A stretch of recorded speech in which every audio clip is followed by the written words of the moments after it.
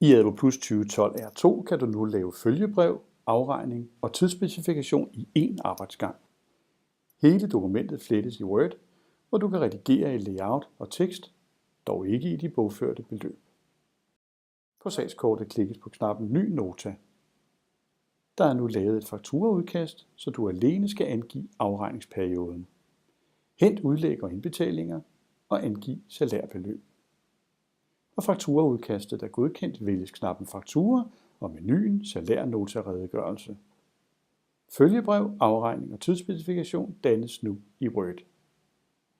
Efter eventuel tilretning gemmes dokumentet på sagen via AdvoOffice. Udfyld beskrivelse, vælg eventuel sagsfolder, dato for fremnotering og angiv eventuel tidsregistrering.